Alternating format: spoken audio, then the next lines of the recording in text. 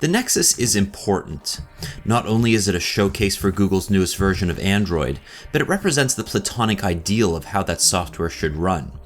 Google has always tread a fine line with its Nexus products, making them just good enough without alienating its partners like Samsung.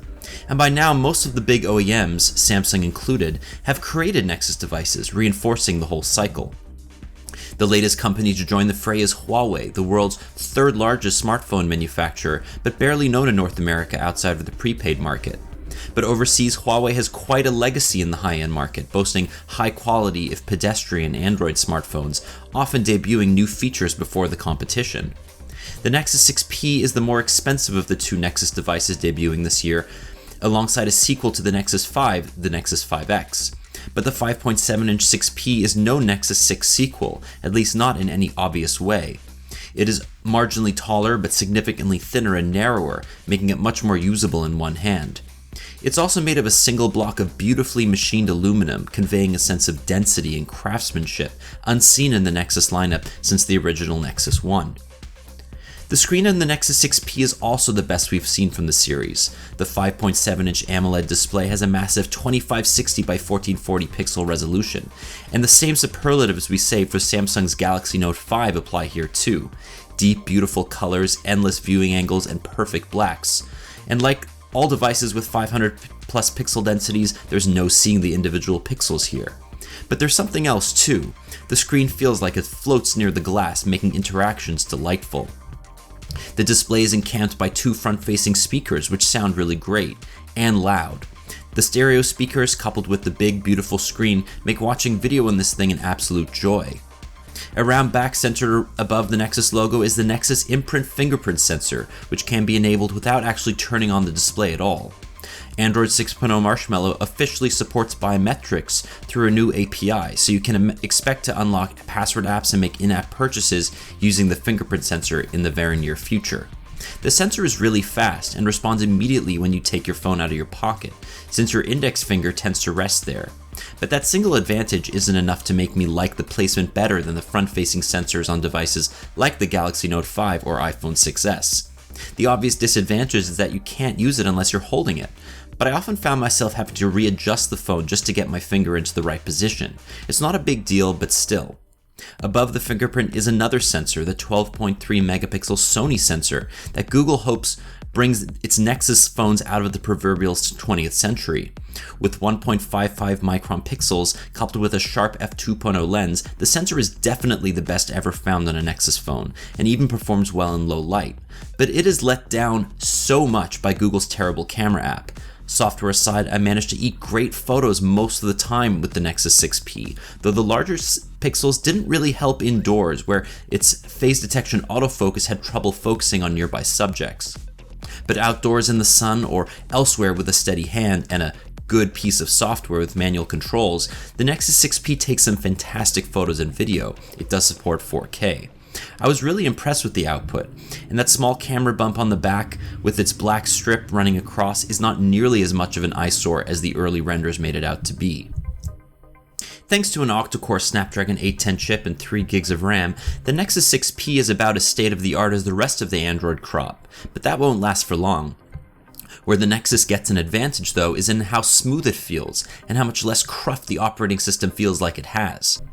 I'm sure this is how companies like Samsung and LG want their phones to feel, but 2 weeks later, after you've used it for a bit, their phones just feel somehow slower and less responsive.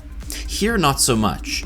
The new chip also allows for 4K video capture, ultra slow-mo, and a couple of other niceties, but this definitely feels like the fastest Android has ever been. A lot of that performance can be attributed to Android 6.0 Marshmallow itself, which looks largely the same as Lollipop but has a few tricks up its sleeve. The marquee feature is now on tap, which lets you hold the virtual home button to get some more context about whatever you're reading, complete with deep links to other apps. It works really well most of the time, but don't expect it to change your life, at least not just yet. Google says it will improve now on tap over time. What should be a lot better in Marshmallow is battery life, thanks to a couple of new features called Doze and App Standby. Say you forget to charge your phone overnight. On Lollipop, you would probably lose close to 15 to 20% as all your apps wake up at different times and update behind the scenes. But on Marshmallow, your phone goes into a sort of stasis that prevents apps from background updates unless they meet a certain set of stringent criteria. Marshmallow also brings a new app permission system that makes it very clear what they're using. Evernote won't have access to your contacts, for example, unless you explicitly allow it. Marshmallow is a pretty minor update in the scheme of things, but it reinforces just how mature Android is becoming. On the Nexus 6P it feels fast and stable, though I did experience more than a few app crashes, specifically with the Google Play Store and Chrome. The Nexus 6P also lasts longer than any Nexus device to date, thanks to a massive 3450 mAh battery and fast charging support that, coupled with the new USB Type-C port, makes up for the lack of wireless charging. Battery life on the Nexus 6P was usually quite good, lasting from when I took it off the charger at around 8 AM until just after midnight. It's not the best uptime I've seen from an Android phone, but it's certainly the best I've seen on the Nexus line, and it's just out of the so-called charger anxiety zone. I'm a pretty typical user too. I check email and Twitter, browse the web, use Chrome, play a few minutes of threes on my way to work, and listen to some music on the way home.